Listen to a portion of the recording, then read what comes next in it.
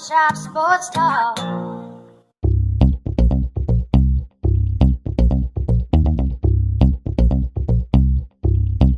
Oh, how are we all doing today for another episode of Barbershop Sports Talk with me, Daryl, and your host as always.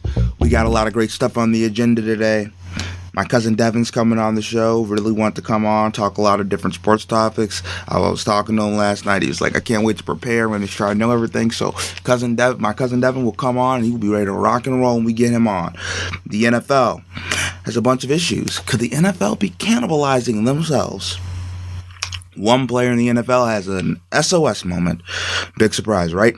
And we get to college football playoff history, and I'll tell you which team that is and why someone in Big Blue Land needs to get the axe. Now, we have this Lianglo Ball situation. I just want to... Him and the UCLA players just got sent back to America from China. President Trump gave out a tweet that said, the UCLA players should thank me. If I didn't intervene, they'd be in 10 years in jail. Maybe. I don't know if Trump's just exaggerating the situation, but it was reported that if they were convicted, they would serve 3 to 10 years. They are suspended indefinitely from UCLA. I think that is BS. They should be expelled from school. They systematically try to hit 3 stores. That's ignorant. They should be expelled from school, and I just want to get on this real quick because, with young people, and I'm young, that doesn't help you learn anything. Being suspended indefinitely can mean you're gone for a game. I don't even care if they're gone for a season. They need their dreams of playing for UCLA, the team that they wanted to commit to, taken away from them. And they can play basketball somewhere else. It's not enough to be able to play basketball again. But doing something that ignorant, it says something's wrong in your mind. Maybe you can have a opportunity, raise yourself up. But you need that opportunity at another school. You need that. And it disturbs me. Because it's wrong with a lot of things in our society, I think. We let people off. There's this privilege of being an athlete, and we let them off. It's what I harped back to Zeke earlier. I remember 10 shows ago or whatever. You know why Zeke thinks he can do whatever he wants? Because in the state of Missouri, where he was the number 1 recruit, he did whatever the hell he wanted to. This isn't surprising, folks. Everybody lets you off your whole life, and they let you do what you want. They treat you like you're a guy. They treat you like you're something more than you are. You're going to act that way. Does it really surprise anyone? Doesn't surprise me. But speaking of playing on godlike levels, right? Tom Brady, the New England Patriots, dominated the Denver Broncos 41-16. Brady was a monster. 25 for 34, 265 passing yards, 3 touchdowns and no picks. This is crazy. What the Patriots are doing, they just keep reloading, rebooting. They are unstoppable. And Belichick just, they do. Rob Ninkovich, one of their best pass rushers, retires at the beginning of the season. Dante Hightower, probably their best player on the defensive front 7, is on the IR. And they just still find ways. They plug pieces. They do everything. They're in 5th in total defense down. They were all the way to 31st. That is special. It's great. But you want to know what in life? We don't truly understand greatness. You know what the best thing about an A+ is? You got everything right. You got nothing wrong. It's 100%. You were perfect. In other words, you were great. I don't think people really realize what it means to be great. I can do this. I'm perfect. No, you're not. My story. It's really interesting, right? I have a friend, I'm not going to mention his name. If he's listening, he knows who he is. But he always used to tell me, he could have played Division I football. And I'm like, what the hell are you talking about, bro? A high schooler has a 2% chance of playing Division I football. For a high school senior, right now, your chances of ever being in the NFL is 0.09%. There's a better chance of you having an IQ of 150. And there's a 2% chance of a college football player playing in the NFL. So the odds of being that great to play in the NFL are just extraordinarily long. 23,204 players have played in the NFL. and they're 303 Hall of Famers. That's how hard it is to be great. There is always another level. Always another level. So let's be realistic. Dak Prescott, we had this love affair with him last year. The Dallas Cowboys won 15-1. Zeke Elliott wasn't there against the Atlanta Falcons. Left tackle Tyron Smith was hurt. And last weekend he was pedestrian. He threw for 176 yards, 5.76 per attempt, no touchdowns. Dallas only scored 7 points and lost to a reeling Atlanta team. Atlanta was reeling before this game. And Atlanta didn't know what to do with themselves. And Zach just vaporized because Zeke and Tyron Smith weren't there. That doesn't surprise me. Dak is pretty good. I think Dak can be really good. Dak's not great. He's not. Lots of players in the NFL are good. Matt Ryan is good. He's an MVP. He won MVP last year. Matt Ryan is good. Kirk Cousins could be the highest paid quarterback in the NFL next year. Kirk Cousins is good. Neither of them great. You want to know who's truly great? Tom Brady. 5 Super Bowl rings. Tied with Charles Haley for most by any player in the NFL. Most rings for a quarterback. Big time playoff performer. Biggest comeback in Super Bowl history. Most playoff wins in playoff history. 40 years old. Leading the NFL with over 28,000 passing yards. He averages 312 passing yards a game. No one else has over 300. Fourth in completion percentage, 67.3. Tied for second in touchdown passes with 19. Second in the NFL in pass rating, 108.3. 8.18 yards per pass. Fourth in the NFL. And he's 37th in the NFL. And guess what category that is? Interceptions. He has only thrown 2. And 2 were against the same team. So you could say he had a slightly underwhelming game. This is Tom Brady for you, folks. He's just better than everyone else. You want to know why I'm so hard on guys like Cam Newton and Matt Stafford? It's because Cam Newton can be great, but his ignorance and his lack of self-awareness and attitude prohibit him from being great. Matt Stafford, or Matt Statsford as I call him, Matt Stafford has a top 5 arm in the NFL. And he's the best arm talent in the NFL, I dare say, this side of Aaron Rodgers. But he plays more like a top 10 to top 15 QB who doesn't win playoff games. And he's the highest rated player in the NFL. That's why I get on him. Because they both have the talent to be great, but they don't show it on the field.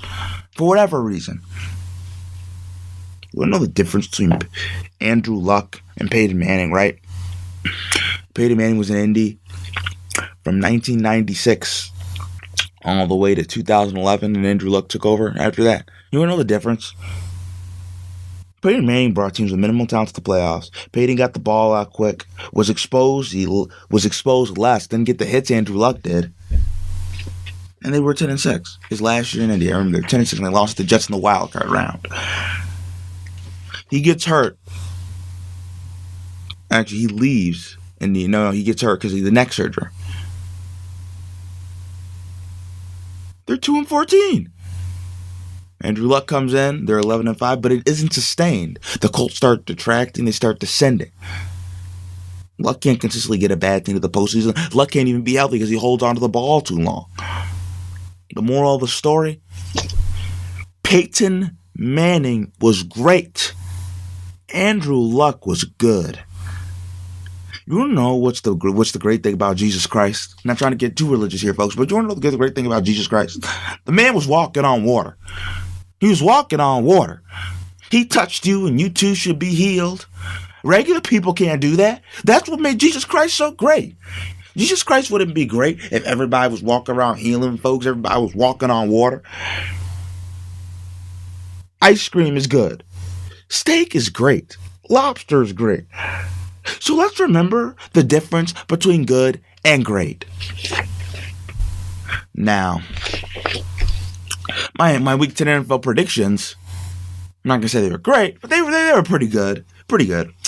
Seahawks at Cardinals. I had the Seahawks winning 19-16. I was right. Packers at Bears. I was wrong. I had the Bears winning.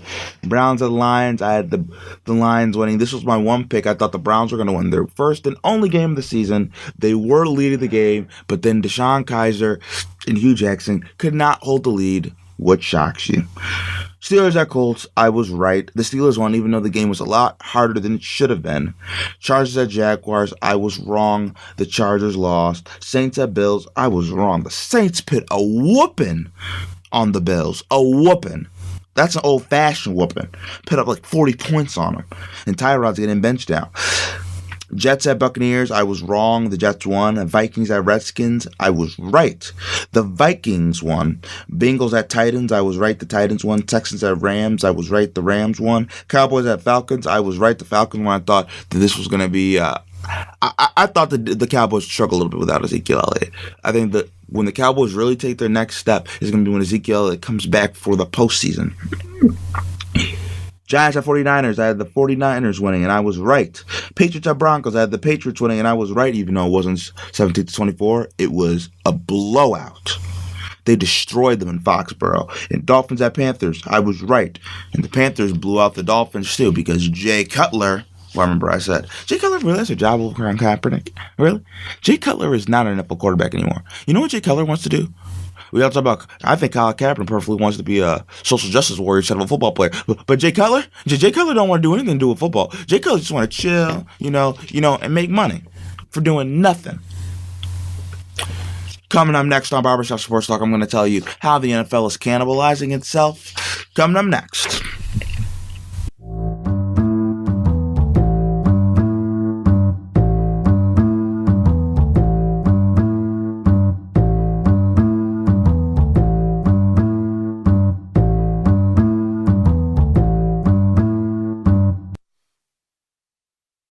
Oh, we're back with Barbershop Sports Talk. Before we talk about how the NFL is deciding to cannibalize itself, and I'm going to go on a little bit of a rant with Ben McAdoo, head coach of the New York Football Giants. Why does this man still have a job? I'm just wondering this right now, and I'm not one to call for people's jobs, because I wouldn't want someone calling for my job. But when you're doing enough jobs, somebody needs to call for your job somehow, some way. Remember that guy, Tom Coughlin, two-time Super Bowl champ? The only coach to be Bill Belichick and Tom Brady in the Super Bowl. We just talked about greatness last segment. He's doing pretty well as a football executive of football operations for the Jacksonville Jaguars. 6-3 on the season. Have one of the best defenses in the entire NFL. Run the ball really well. Tied for first in the AFC South. Yeah, the Giants fired. They fired Tom Coughlin after a 6-10 season. And then they hired Bob McAdoo, their offensive coordinator. So Coughlin couldn't do it anymore, right? But then Ben McAdoo could. You fired a proven coach to hire an unproven one. In the same regime. You know the difference between a head coach and a coordinator?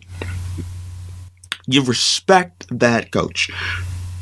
People might not like Tom Coughlin, but they respected him. You laugh at the coordinator. Giants players have reportedly quit on Bob McAdoo, saying he runs the team to the ground. Guys are done. And what the hell has Ben McAdoo done? Like what has this man done? I know he made it to the playoffs last year. Don't give me that. Don't do it. Don't do it. Eli looks lost out there.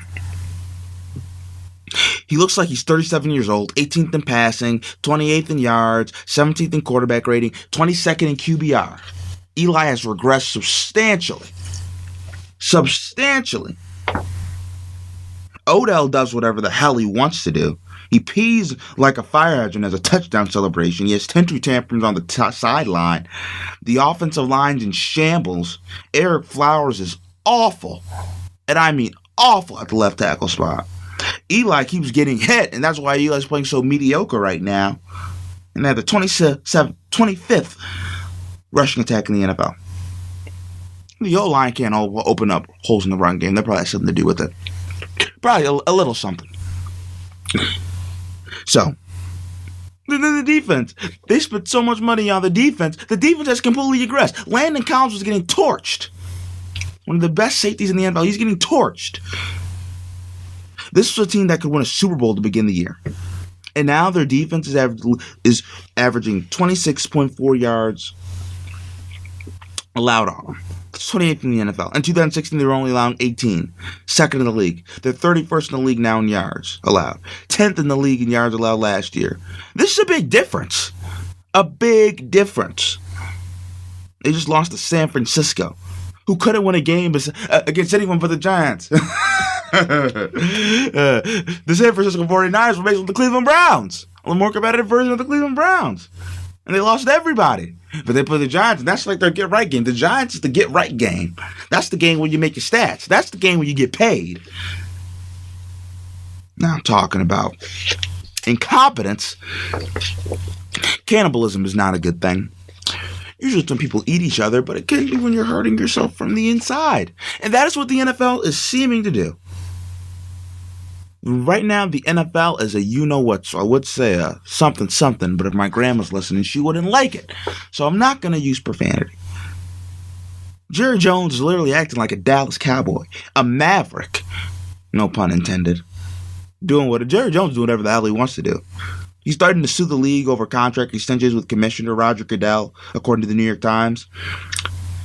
This man is that petty over the Ezekiel Elliott fiasco, and Ezekiel just took the 6-game suspension. Because and right now there's reports that he's taking it so they can fight Roger Goodell on other stuff later. One owner, who asked not to be identified, said, "He's trying to start a civil war among ownership. I can't sit here and tell you it won't work." Oh my God. Jerry Jones is really trying to get this man Roger Goodell fired. This is selfish on Jerry Jones' part. It's a petty vendetta against Roger Goodell, and Jerry Jones needs to get over it. He's like an 80-year-old man. Needs to get over it. But then one of the most egregious parts is Roger Goodell. Roger Goodell, speaking of greatness, Roger Goodell must think he's the greatest thing since sliced bread. This is what Roger Goodell wants to ask for in his contract demands. He's asking for $50 million, $20 million more than he got paid last year. He wants a lifetime private jet and lifetime health insurance for his family. Now, if you're going to pay $50 million, what do you need a private jet for? Please, tell me, what do you need a private jet? Like, you can't fly regular? You can't? JetBlue? Southwest Airlines?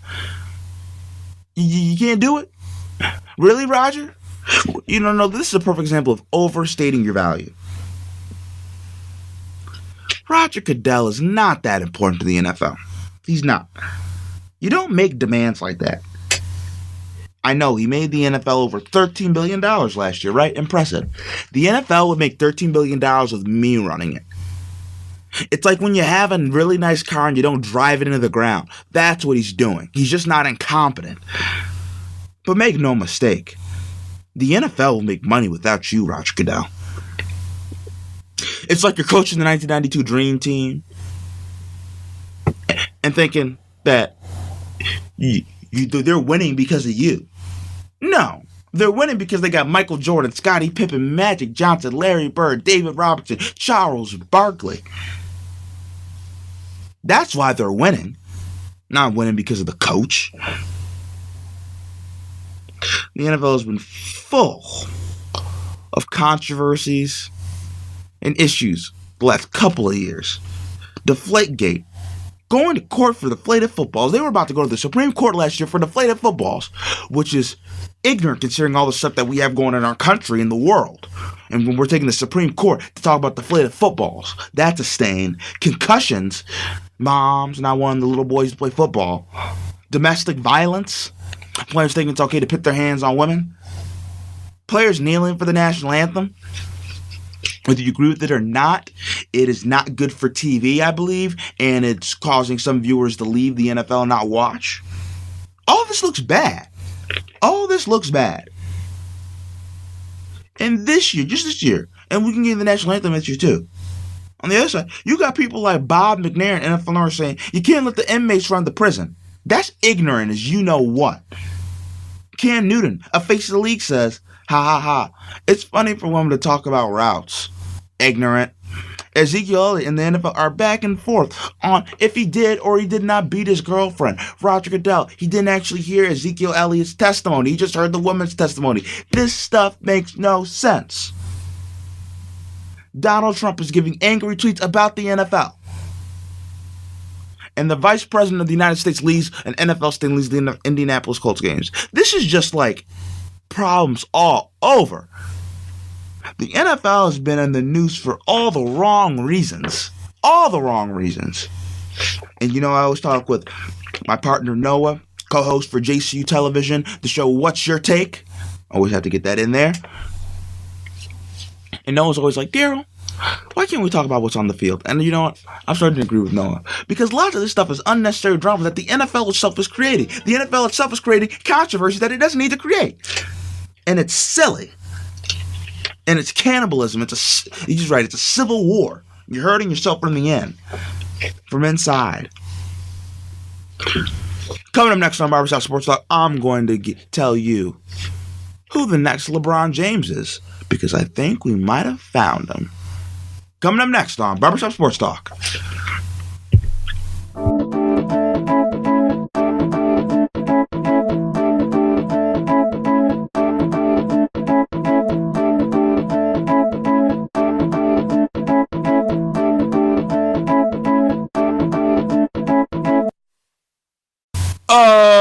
We're back with Barbershop Sports Talk. We're going to have my cousin Devin coming on right after the break for next segment. And it's going to be really interesting. We're going to talk about him about a lot of things. He specifically said he had a lot of things to say about Lianglo Ball and that situation. He has some opinions on that, but he said he wouldn't tell me till he came on the show. So I'm going to ask him about that. It'll be really interesting to see his take on that. But now we're going to have crazy, lazy, or maybe Nathan Peterman to start for the Bills versus Chargers over Tyrod Taylor. McDermott said, really? It's about becoming a better football team at every position because we evaluate, and that's the direction I decided to go. Maybe Sean McDermott has a point. Tyrod, I've never been a big fan of Tyrod Taylor as a Buffalo Bills fan. I think he is too small. I think he has a solid, an above average arm. His accuracy in between the lines, in between the hashes, short to intermediate, isn't great. I'm not in love with him. I think Nathan Peterman's probably the best option, but he is a rookie, so it will be interesting to see how that plays out. Joel Embiid on Lonzo Ball. People think I hate him, but I love him. I love Lonzo, Embiid said. The whole situation with him, I think, is just fun. I love what he's doing, especially with his own shoe. He's staking his own place. People think I hate him, but I love him. Crazy. You might not like him. I mean, you might not hate Lonzo, but you definitely hate his father, LeVar Ball, who you said, F LeVar Ball, on your Instagram, I believe. Joel Embiid. LeBron James on Lonzo Ball. Lakers star likely to be a great point guard. I think he's going to be really good in our league. Probably a great point guard. If he continues to work on his craft, what it seems like he does, the Lakers got a good one. Maybe LeBron James has a point. Lonzo Ball is talented. He's shooting awful right now, but he's averaging 6-7 assists, 6-7 rebounds, like 8 points. Lonzo is doing what I expect him to do. I didn't expect him to shoot this horrendous from the floor, but I mean, he's a rookie and his shot was slow to begin with. The NBA game was a little bit too much for him right now. But besides, he's shown he can pass, he can rebound for the guard spot. He has a lot of things you can work on. You can work on shooting. You can work on that. Enes Kanter rips LeBron James, says, nobody's out there going to punk us. I don't care who you are.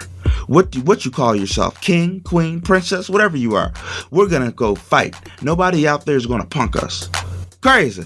Enes Kanter, why are you talking about LeBron James being the queen? You know LeBron James busts you up. Stop talking about the king of Akron, Ohio. Just stop talking about it as, I mean, listen, game recognizes game. Some people can talk about LeBron James. Kevin Durant can talk some smack if he wants to. Kawhi Leonard can talk some smack if he wants to. Even Giannis Antetokounmpo. Kyrie Irving can talk some smack. And it's Kanter. I don't want to hear from you. You a bench player. I don't want to hear from you. I don't want to hear bench players talking stuff about LeBron James. And Japanese star Shohei Anata says he wants to pitch and bat. He said during Saturday's news conference that he hopes to be able to continue batting and pitching. Just before I turned professional, I didn't imagine I wouldn't be able to do both. But since then, the fans have encouraged it. The coaches helped me, and manager Haraka Karika made it possible. That has left me with a strong desire to keep doing it, not only for me, but for them. I don't know if it will be possible, but I want to hear what teams over there say and what kind of situations might be available. Until that process started, I can't say how it'll work out. Maybe he has a point. This dude is special. I was watching a little bit of him. He's a big man. He's like 6'4", 230 or whatever. He's a big man. He can pitch and he can hit. So I don't know if they're going to have to do that both on a regular basis, but he definitely gives you versatility in the bullpen. He definitely does that. Now with Barbershop Sports Talk, I'm going to tell you what player reminds me of LeBron James. And no, it is not the Greek freak, Giannis Antetokounmpo. It's not him. It's that guy in Philadelphia, Ben Simmons. The guy actually, I switched on Lianglo Ball late in the season. I picked Ben Simmons to win the Rookie of the Year. Smart move by me, actually. It's a very smart move. But I'm just going to tell you this. Player A is 6'11", long and rangy, weighs 220 pounds, plays power forward, averaged 31 points, 10 rebounds, and 5 assists. And his team is 7-6. Player B is 6'10", thick and compound, weighs 230, averages 18 points, 8 rebounds, and 9 assists, and is a rookie. Player A is Giannis Antetokounmpo, and player B is Ben Simmons. Now, Giannis Antetokounmpo has better numbers right now, but this is Giannis' 4th year in the league, while this is Ben Simmons' inaugural rookie season. But I think we need to play it cool right now and realize, I know we have this infatuation with Giannis. I don't know if it's because it's so hard to pronounce his name or we salivate at how long and lengthy he is, but even though he's averaging 31, 10, and 5, and by the way, I don't want to pay it on Giannis when I say that he's not going to be the next LeBron James. If Giannis Antetokounmpo gets a jump shot, he is Kevin Durant, which isn't a bad thing. That's the second greatest basketball player in the world right now, Kevin Durant. Which there's no shame in that. NBA champion, NBA Finals MVP. There is nothing wrong with being Kevin Durant. Let me say that. Nothing wrong with being Kevin Durant. But he ain't LeBron. LeBron came into this league averaging 20 points, 5 rebounds, and 5 assists. That's what LeBron James came into this league doing. It's amazing. And you want to know what? Ben Simmons is coming into this league averaging 18, 8, and 9. And he's not 18 like LeBron James was, but he's 21, just turned 21 actually, so I mean he's realistically closer to 20 if you really want to go there, but he's a rookie, he's a baby just like LeBron was. He's averaging 18, 8, and 9. He's averaging a better stat line than LeBron James was as a rookie, and very similar. Rebounding, passing, scoring, neither can shoot. I mean, if Ben Simmons gets a jump, Ben Simmons, and he's so effortless out there. Like, he's sort of like LeBron James. Like, he just makes plays without even trying. He gets through him anytime he wants to. Oh, my God. I was watching him play Lianglo Ball last night. He tore Lianglo Ball apart. Ben Simmons is special. Ben Simmons is special. Ben Simmons is the closest thing I've seen to LeBron in a long time. Simmons is a rookie. Has the physical freakishness of LeBron James. They're both thick humans. Both thick, big guys. Strong. Great passers. They both have the gift. LeBron James 6'8", 250. Ben Simmons is 6'10", 240. And they both have the ability to start at point guard. Ben Simmons is 6'10" playing point guard. That's what LeBron James can do. This is like sort of this more athletic hybrid version of Magic Johnson that can get in the paint and score. This is special stuff by Ben Simmons. I'd say this again. This is special stuff. Like, Ben Simmons, next LeBron James. And Giannis Antetokounmpo, don't want to hate on him, next Kevin Durant. Neither's wrong with being both. But I'll take being the next LeBron James any day, personally. Actually, no, I'd rather just take being the next Kobe Bryant, but that's because I love Kobe. Now, coming up next on Barbershop Sports Talk, we're going to have my cousin Devin on the line. Yeah. So I know. So I know. Tell me your location so I know.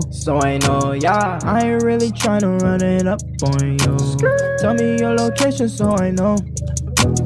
I ain't really tryna run it up on you. Tell me your location so I know, yeah. I ain't really tryna run it up on you.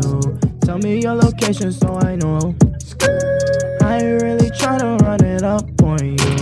I'm just counting checks, it's like a band, that's a band, yeah. If you come by, I can show you all the bands. Don't know everything, I got the man, yeah. Everybody tryna come around and man. Always telling that we just the best. I ain't really got a problem if you wanna test. I ain't really do a Johnny test. No Johnny, no. If you take notes, you better use a pen. Who you talking to, you just a guess. Yes. You just heard rapper, singer TQS. He does all types of music. If you want to feature, contact him at taekwonwarren004@gmail.com. I repeat, if you want to contact him, it's taekwonwarren004@gmail.com. $50 for a hook, $100 for a verse. But wait, there's a caveat. It could also be for free if he likes the beat, verse, or if he likes the hook. Contact TQ West. Oh, we're back with Barbershop Sports Talk, and we have my cousin Devin on the line. How you doing, cousin Devin? I'm doing good. How you doing? I'm doing great. So the first thing I want to ask you is about what's going on with Lianglo Ball. Him and a couple other UCLA players. They just got back to America from China. I want to know what you think about that situation, and what do you think the punishment should have been, because Lianglo and his teammates have been suspended indefinitely. I think they should at least get a 10-game suspension, all three of them. I think I'm not going to say they should be suspended for the whole season, but I feel adequate suspension will be 10 games, because what they did was pretty foolish and really not only makes it bad for UCLA as a college, but it makes it bad for the whole NCAA as well. And it's just really unfortunate that this incident happened. Hopefully they could learn from this and really get better from it. But a 10-game suspension is, to me, adequate enough amount of punishment for all three of these guys. Oh, well, I'm a proponent of them getting kicked out of school, actually. For real? Yeah, because I think you need, because my thing is, if you're stupid enough, it's not that they tried to rob the store. If they did it in America, to me, it wouldn't be that big of a deal. It would be a big deal, but not. The fact is, it tells me that something's really wrong with you, that you think it's okay to steal in a communist country where they were looking at 3 to 10 years in Chinese prison. Right. So the fact that they would do that, because kids shoplift, all the time, that's nothing. But the fact that they're idiotic enough to do that in China irks me. Yeah, they definitely didn't use good judgment on any of their part. And my thing is, it's also bad for the UCLA, but I think if they get expelled, I think it teaches them a really harsh lesson. And it's not they'll never be able to play basketball again. Some other school will pick them up. They just won't get to go where they wanted to go. Right. Yeah, you're right about that. You're right about that. I mean, I didn't think that stiff of a punishment, but I definitely see where you're coming from. I mean, they'll get another opportunity. It's not that they'll ever be able to play basketball again. They just can't play at UCLA because they embarrassed the university. Right. I mean, when you got the president trying to get you out of trouble, that's not good. He actually did. Yeah, he tweeted about it. That's not good. Yeah. And if they were regular people, I don't know how lucky they would have been. No, if they were regular people, then they would still be in China right now. Because it would look really bad if those UCLA basketball players were in prison for 3 to 10 years. Because the basketball trip is to build commerce and a good relationship with China. Right. And that would not do it. But if they were regular people, it would not be a big deal.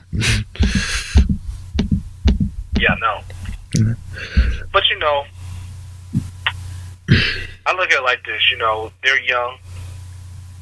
I feel if they can learn from this mistake, and maybe they can help other college kids maybe speak at different colleges or high schools, help them to appreciate the severity of what they did and not to get caught up in the actions that has caused them to be arrested and has caused them to be suspended indefinitely from UCLA. Yeah, and they tried to rob 3 stores. Yeah, I know. I mean, this wasn't an. I mean, that is. That's daring the devil right there. Yeah, it's unbelievable. Yeah. But what? I just hope they learn from it. Yeah, so that's all. I would agree. But what else I want to ask you is I want to ask you about the Boston Celtics. They played the Warriors last night, beat them 92-88. The Celtics are now on a 13-game winning streak at the best defensive efficiency in the NBA. Are the Boston Celtics now a threat to the Cleveland Cavaliers in the Eastern Conference? I think so. I think it's going to be Boston and Oklahoma City in the NBA Finals. I feel that. I said that a few days ago before they played Oklahoma City. I think this Boston team. I thought before the season started, I thought Boston would be a big threat to Cleveland, and then when Gordon Hayward got hurt the first game, I thought Boston would probably maybe be a 4 seed, a 5 seed, struggle to make the playoffs, but they're playing the best basketball in the NBA. This team, Jaylen Brown, is really showing why he's going to be the superstar of the future for the Boston Celtics. And Tatum can play too. Tatum can play. Jason Tatum. And a lot of people said that Jason Tatum is a young Paul Pierce, and he's kind of showing he's not Paul Pierce, but he definitely is playing great basketball to start the season. I feel that Boston could continue to play this well for the whole season. No one in the East will beat them. And there's a slim chance that Gordon Hayward might be able to come back towards the end of the season. But we won't count on that. But he'll fully recover next year. But even if he does or he doesn't come back, this Boston team, they play well as a team. They play good defense, which a lot of teams, Cleveland doesn't play any type of defense. No, they don't. So, but I mean, and I agree with you. I think it's a threat. I personally would still pick the Cavs to win in a 6 or 7 game series. But my thing is, the Cavs have LeBron James. The Boston Celtics don't. Yeah, you're right. And to be honest, it looks cute right now with Jaylen Brown and Jason Tatum. But don't tell me Jaylen Brown and Jason Tatum are checking LeBron James in the playoffs. Not necessarily, but I look at it like this. One person can't beat 5. And if the other guys like Kevin Love, Dwayne Wade, Derrick Rose, Tristan Thompson, Isaiah Thomas, J.R. Smith, Amon Shumpert, if those guys can't step up when the playoffs start, then they're not going to beat Boston. Because Boston plays like a complete team right now. No, you're right, they do. But I just feel like towards the end of the season, LeBron will have this team ready. And they'll get. I don't know how the injuries are going to work out because Dwayne Wade and Isaiah Thomas have their injury history. I think. I just can't believe that Jason Tatum and Jaylen Brown they're going to have the same effectiveness against LeBron James. Because in a 7-game series, you see the same guy every night. Yeah, you're right. And Jaylen Brown and Jason Tatum don't want to see LeBron James every night. No one wants to see LeBron James every night, to be honest with you. But I think Boston poses the biggest threat to beating Cleveland in the East. Oh, easily, yes. Now, the next thing I want to ask you is, speaking of LeBron James, a guy that just broke his triple-double record, actually, the youngest player to ever record a triple-double, Lianglo Brothers' older brother, Lonzo Ball. Do you think, how do you see Lonzo's development so far? Oh man, he has a lot of work to do. I'll say that. I'll be nice about it. I love Lonzo. He's not where he needs to be as a player. His jumper is horrible. He shoots under 40% from the field. He shoots 27% to be exact. Yeah, he's not there. And I think what he needs to do is stop settling for 3-point shots and start driving to the hole, getting to the foul line, driving to the hole, passing it out to his teammates so they could get easy buckets. I think if he starts doing that, I think he could be a better point guard. He's a rookie, so, you kind of give him the benefit of the doubt. But this Lakers team is not going to do nothing unless his game steps up, unless he steps up as a point guard. My thing with Lonzo Ball, though, is he's averaging like 7 assists a game, which is pretty good. He's averaging like 7 rebounds a game, which is pretty good. I mean, he can't score, but I mean, did we really expect him to be able to score? I mean, we saw his jumper. I expect him to score more points than what he is. And I think Lonzo has the potential. He's a 6'7" guard. Once he gets his mid-range game up, he's going to be a problem once he starts posting up smaller guys. I think, like, you can learn how to shoot. You can't necessarily teach passing, and Lonzo can pass. Right. So I think the makings are there for a potential a high-impact player, potentially a superstar. Possibly. Well, like, to me, it wouldn't be out of my mind to believe Lonzo could average something like 12, 10, and 10. For a season? He's averaging like 8, 7, and 7 right now.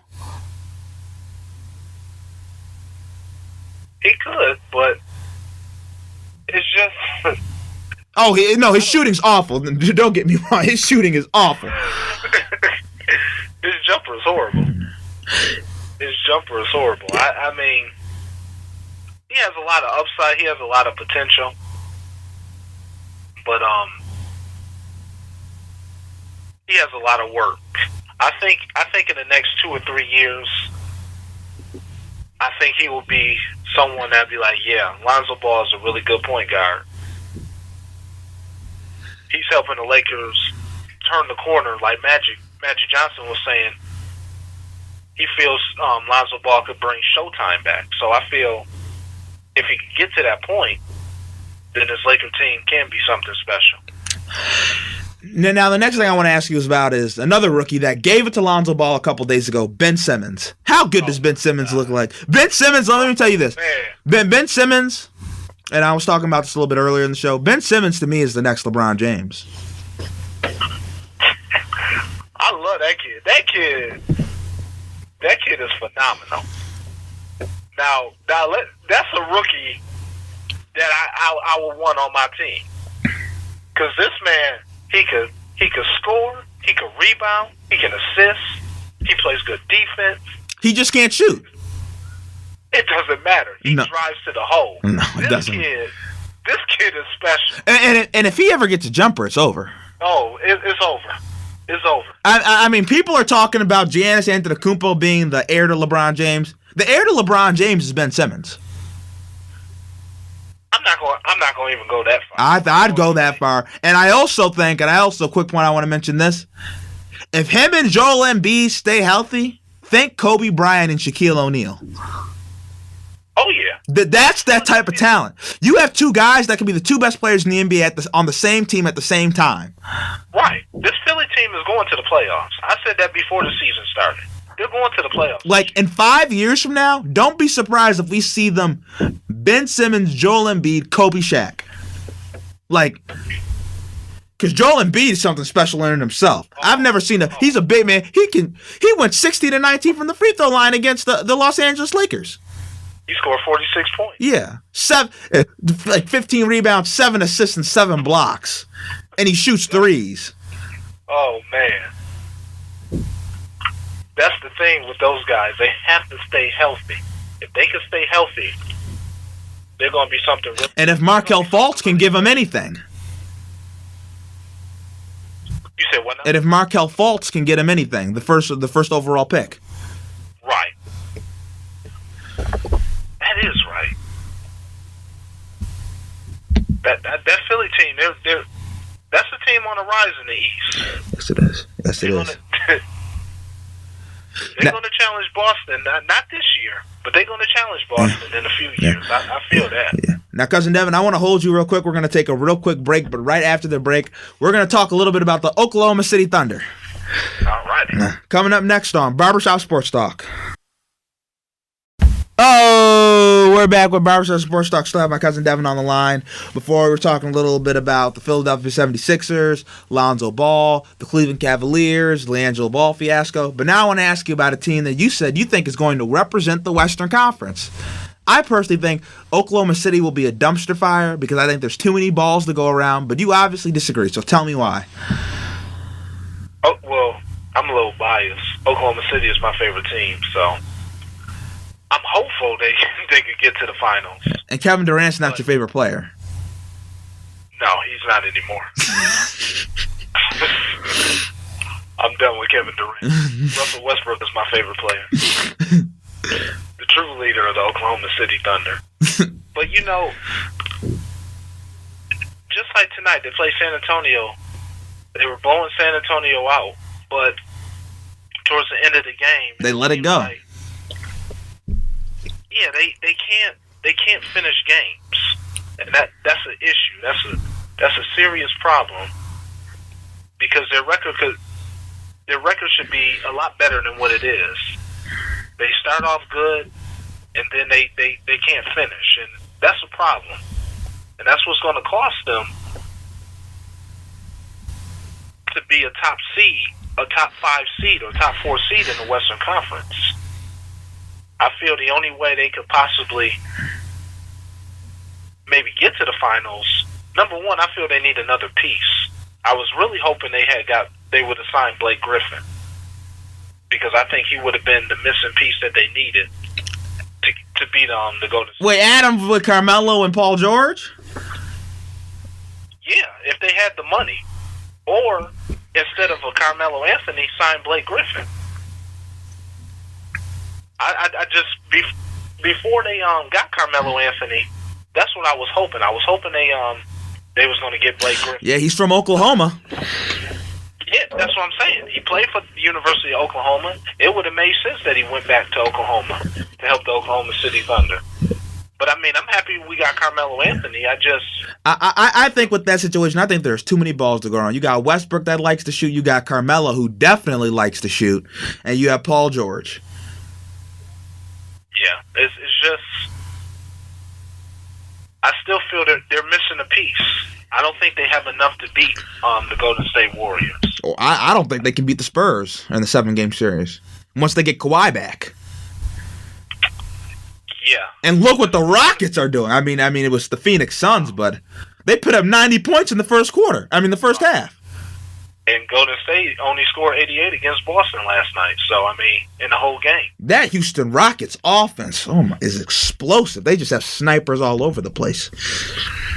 I think Houston could be the biggest threat to Golden State in the Western Conference. Yeah, but I think Houston, I personally think because of matchups, right? To me, going up tempo with the Warriors is a death sentence. It can be. I think Houston, in a 7-game series, there'll be a couple of games where they can outscore the Warriors, but they are not good enough to outscore the Warriors 4 times. I don't think so either. I think the Spurs have a better chance because the Spurs can slow the tempo down. Right. But the Spurs have to be healthy. That's the only chance they're going to have of beating Golden State. Because we have to remember, they were up 20 points on the Warriors game 1, and then Zaza Pachulia happened. Yeah. Kawhi Leonard, they should have won game 1. It should have never been a sweep. They definitely should have won game 1. And if Kawhi Leonard didn't get hurt, they would have. LaMarcus Aldridge last year proved that he wasn't a leader, but this year he's really accepted his role. He's coming in. He's playing a lot better than what he played last year, and which is really going to help the San Antonio Spurs when Kawhi Leonard does get healthy. Yes. Now I have to ask you about, I would say our team, but I know you're not. This isn't your team, technically speaking. But our hometown team, the Buffalo Bills. You had some interesting opinions on Facebook about the Bills. Come on. Let me know how you feel about the Bills. What's going on? I don't know. I mean, You know, I said this before. Tyrod Taylor, I knew was not the answer for Buffalo. I felt if Buffalo had a Carson Wentz or Jared Goff type of quarterback who could throw for almost 300 yards a game, I think Buffalo would be one of the elite teams in the AFC. But Tyrod Taylor, I never was sold on him. And games this year, they lost to Cincinnati, a team they should have never lost to. And then they lost, what was the other game they lost to that they should have won? They lost to the Panthers. Yeah, that was the other game. Their defense allowed 9 points, but they only can muster up 3. I mean, it's just, if they had a quarterback, they could have beat both of those teams. Now, I will say this, because actually I was talking to my dad about this, coincidentally, yesterday, and he was telling me, you got to talk about this on the show, Daryl. And he said, the Bills should have benched Tyrod. And I personally, he said they should have. They should. Oh, yeah, they should. No. Yeah. I disagree with that personally, because my thinking is, you gave the man the job in camp, right? So you tell him and you tell the team, this is our guy. Who else was you going to give it to? Well, Peterman outplayed Tyrod in the preseason. But I want to say this. Once you give him the job, you give the veteran the job, Tyrod has played well enough for you to be 5-3 and have the best chance of making the postseason in the last 20 years in Buffalo. Tyrod, whether you like it or not, has taken the Bills to a place that we haven't seen in a long time. That I haven't seen since I was like 1, and my brother was just a twinkle in my parents' eyes. You never seen it. Wait. Never seen it. Yes. You was just a baby the last time Buffalo went to the playoffs. And John was just a twinkle. Yeah. But he wasn't even a year. Yeah, but I mean, but what I'm saying is Tyrod's taken them that far. So I'm saying is he had a couple bad games. Yes, the Saints destroyed him, but the Saints are a good team. The Saints have won like 7 straight games. Right. And we know the Panthers, if the playoffs end of the day, the Panthers will be a playoff team. Oh yeah. Carolina's really good. So we've lost 2 games to the playoffs. Now the Bengals game is a bad loss. Right.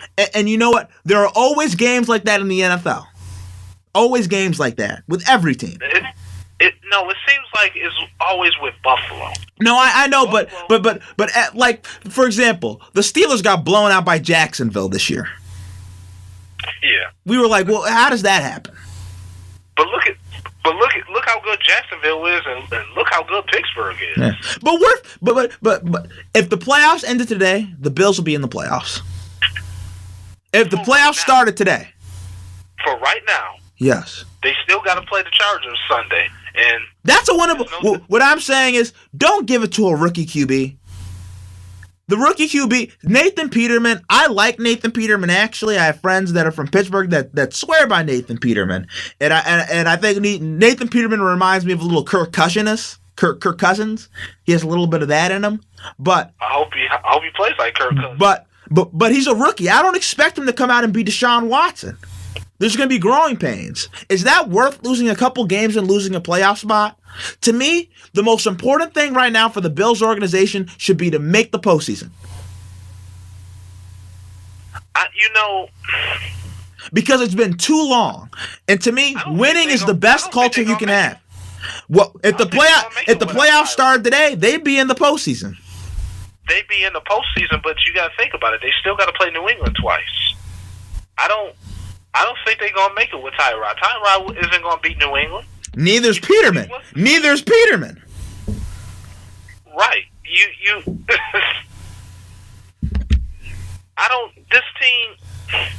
this team has the potential to make the playoffs, but if you don't have a decent and right now they're in that 6th spot, they're 5-4.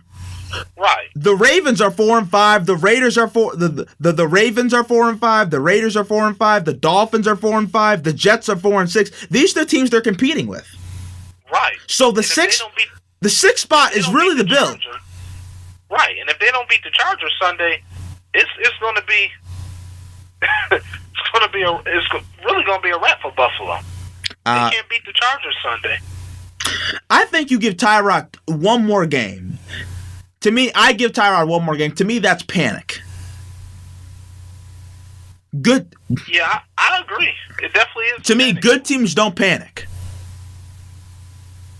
To me, that's what separates teams from like the Bills and teams like the Patriots. The Patriots don't panic. You say good teams don't panic? Yes, good teams don't panic. Right. Buffalo's not used to being good. Now, so Tyrod stunk up the joint. But I'm saying you still are in the playoffs. You gave him the starting job. Why are you changing it right now? There's an off chance that Nathan Peterman is going to be that much better than Tyrod? There's a slim chance of that happening right now. Because to be honest, if Peterman was way better than Tyrod, was that much better than Tyrod to make that much of a difference, then he should have been starting the whole year. And that's a problem in itself that the coaches couldn't identify that. If Peterman's that good, that much better than Tyrod. So I'm saying is, you go with the guy that's gotten you to this point. You go with him. And to me, the time when you start trying out young QBs is when you're out the postseason.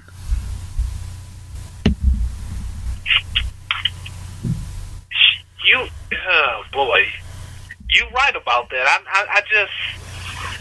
I don't know, man. I'm just not sold on Tyrod Taylor. Oh, neither am I. They need to get rid of him after this year. I was a proponent of the Bills drafting Deshaun Watson. They should have never got rid of Sammy Watkins. Well, no, I think we should have got rid of Sammy, but... Oh, he's a stud in Los Angeles. I predicted the Rams to make the playoffs. Oh, they are. Then no, that prediction's looking pretty good right now. But I want to ask you this quick question. Who do you have in the Super Bowl this year? Wow. I think Philadelphia is going to go to the Super Bowl. You do? And I think Philadelphia is going to go to the Super Bowl, and I think it might be an all Pennsylvania Super Bowl. Philadelphia and Pittsburgh. Philadelphia and Pittsburgh. Yep. Philadelphia and Pittsburgh. Now, I want to ask you one question before you leave. You're a big Duke fan, right? Oh, yeah. I do want to ask you this because my co-host of my YouTube show on JCU Television, What's Your Take? My co-host Noah Taluki, he told me that Tom Izzo was a better coach than Mike Krzyzewski. So I want to know if you have any statements to that. You said who was a better coach? Tom Izzo. He's not. But Tom Izzo was a great coach. If I was going to college to play basketball, Tom Izzo would definitely be one of the 5 coaches I would want to play for. Tom Izzo led Michigan State to the 2000 National Championship against Florida. He's a great coach. He's coached a lot of great players. But he is no Coach K. Coach K has won 1,000 games at Duke. No coach has ever done that, and no coach ever will do that. So it's no comparison. It's Coach K, and then it's everybody else. So I want to think. He must be a Michigan State fan. Oh no, he's a homer all the way. That's why we love Noah, though. Okay. Because Devin, I want to thank you for coming on the show. I really appreciate it. Got any last things to say? Hopefully Oklahoma City could do a better job than what they're doing so far this season and make a run at the NBA Final. And coming up next on Barbershop Sports Talk, I'm going to tell you what NFL player, he plays for the Bengals, hink, hink, wink, wink, nudge, nudge, just earned himself a famous Darrell Lane SOS card. Coming up next on Barbershop Sports Talk.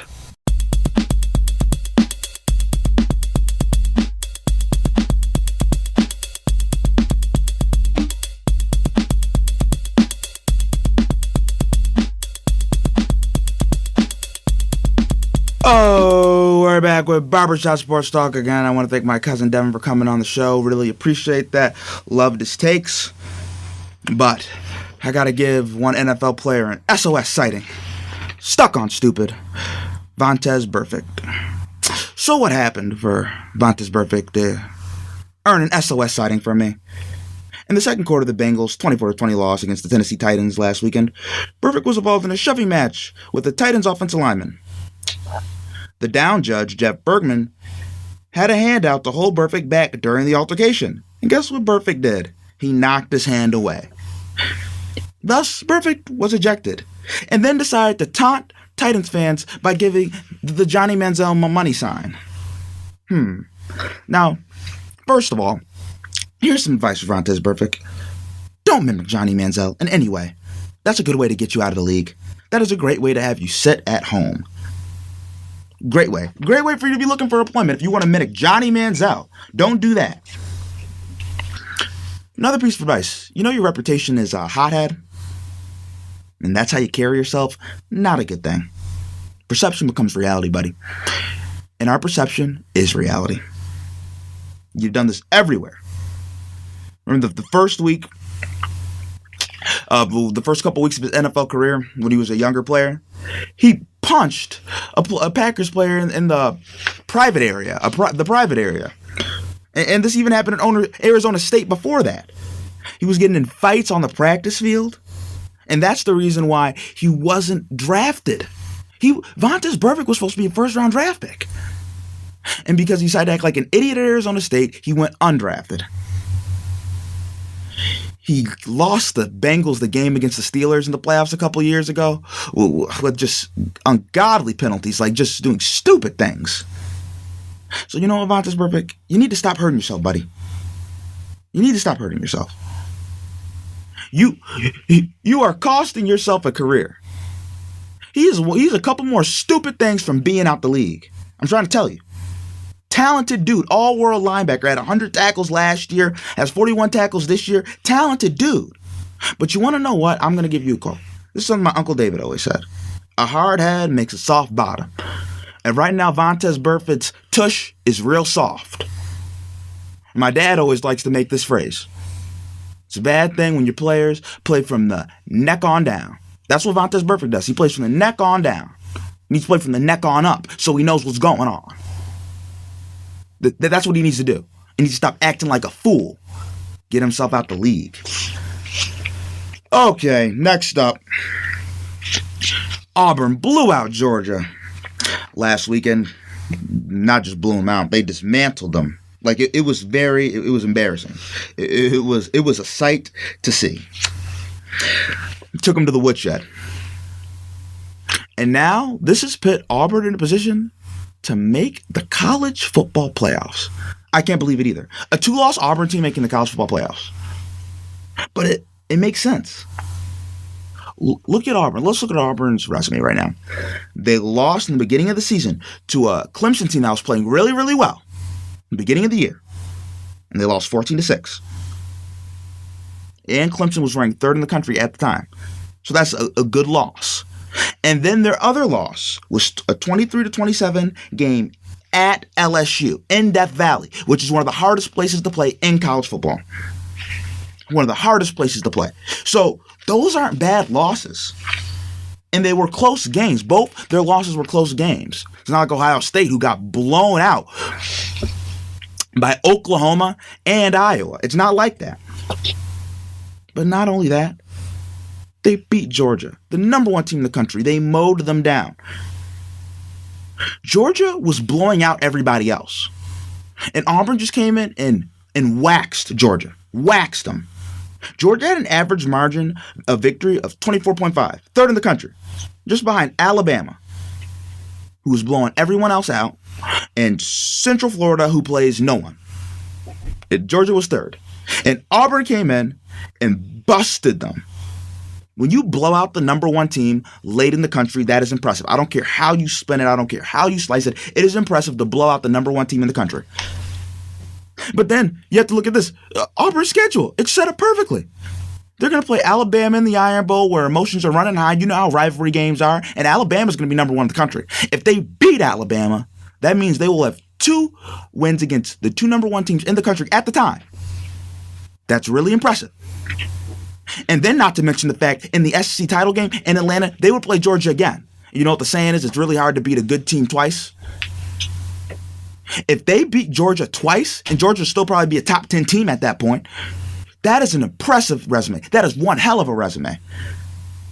And I don't know how the College Football Playoff Committee could deny them. I don't know. To me, it seems sacrilegious to do that. And don't get mad, because I know people are going to say, oh, Daryl, it's SEC bias. You can't have a 2-loss team in the College Football Playoffs.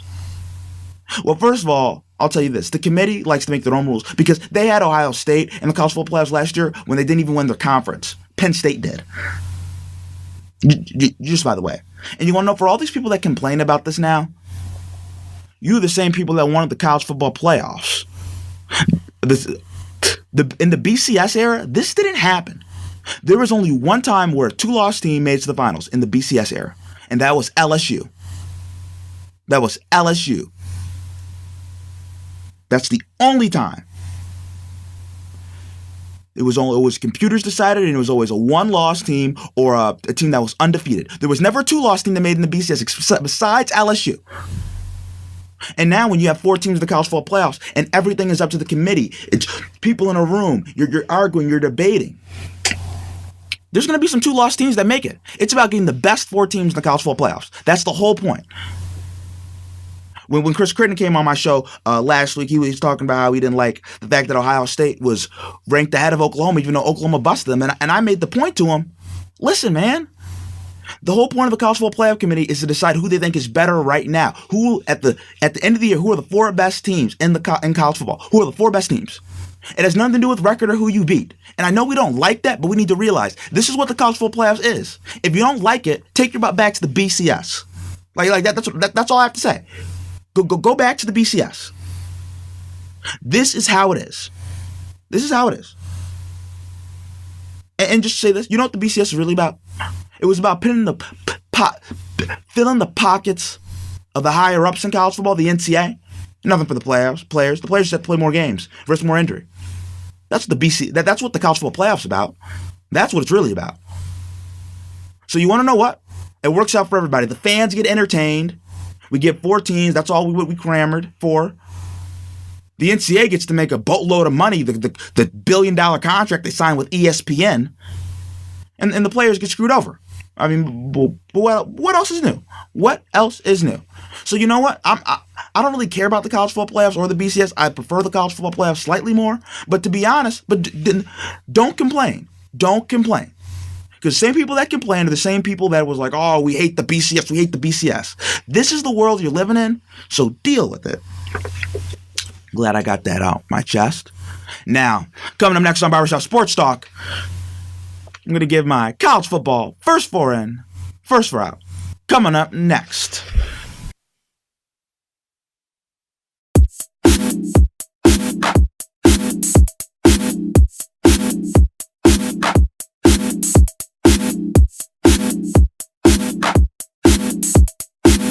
Oh, we're back with Barbershop Sports Talk.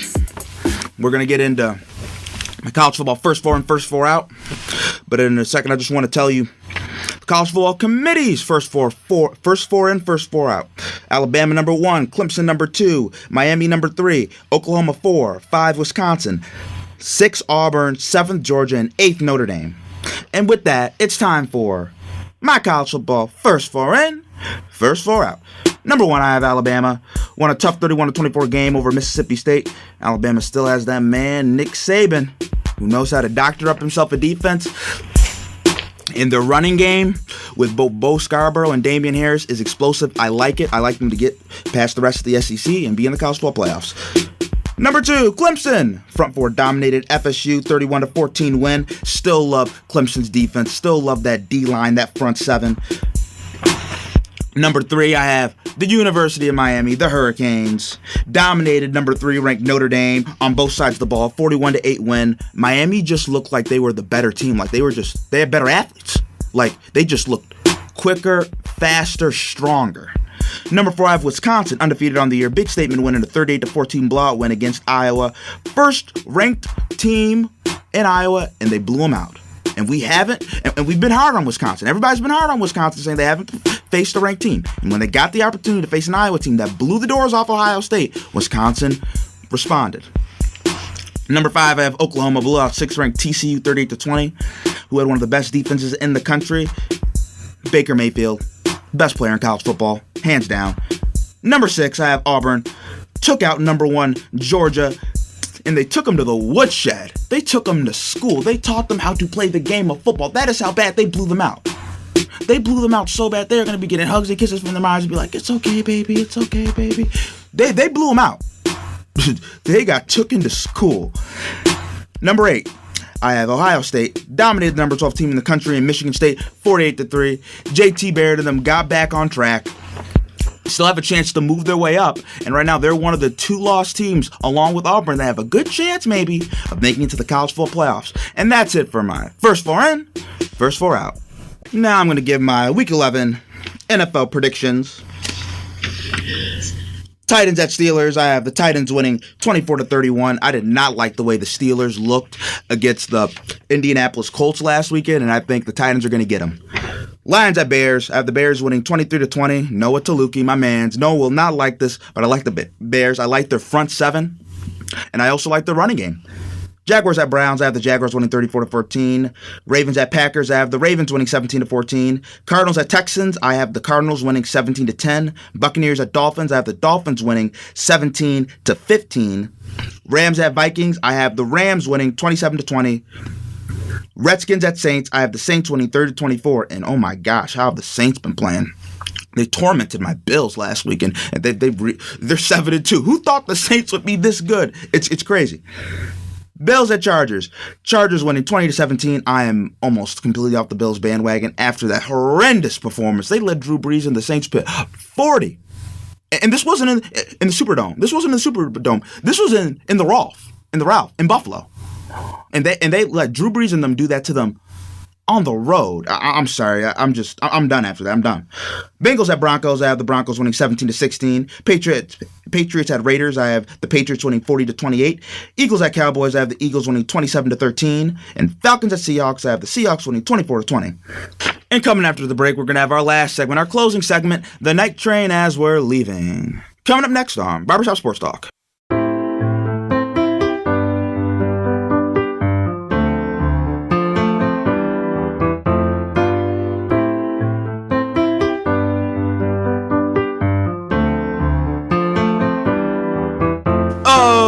We're back with Barbershop Sports Talk.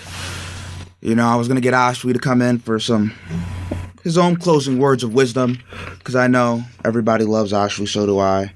Ashley's very entertaining, but Ashley ducked out before I could ask him. I don't know where Ashley went. Where's Ashley? Could do a show about that. But now it's time for our closing segment, our last segment, the night train as we're leaving. You know, I think we're all overreacting over Lonzo Ball. I've heard people say he's a bust. Now, yes, he's shooting atrociously from the field. I can't even excuse that myself. But look what Lonzo is doing. He's passing. He's rebounding. He's getting triple-doubles. He's the youngest player to have a triple-double in NBA history, passing the great LeBron James. So yes, Lonzo Ball might not be able to score the ball like we all want from a basketball player, because that's what we think of basketball. We think of one-on-one, we think of ISO, we think of all of that, we think of shooting. But look what he can do. He can pass. His passing's infectious. The Lakers move. The Lakers play hard. He rebounds.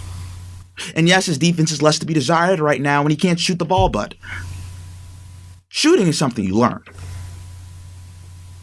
Defense, he has the physical tools. He's 6'7" for a point guard. He has length. Proper coaching, increased desire, improves on the defensive end as well. Everything he's doing is correctable. I've seen nothing so far with Lonzo Ball to say that he can't play in the NBA. All I've seen is that he's a really talented kid that's pretty raw in his game. And that's it for Barbershop Sports Talk. I want to thank my cousin Devin for coming on the show. I really, really appreciate it. Love him for coming on. I want to thank Gavin Martin for doing the editing as always. And Ashi's still not here, so we can't have an Ashi cameo before we leave. So that's it, folks, for Barbershop Sports Talk. I ain't trying to do this anymore. I just want to go and get the scores. Never had the money at my door. waiting outside on the porch. I ain't trying to do this anymore. I just wanna go and get the scores. Never had the money at my door. Now I'm with the bands, well of course. Now my fans are booking all my tours. Never seen me coming up before. Saying that my lyrics need awards. No foreign that I cannot afford. My whip so loud it swerves and makes a roar.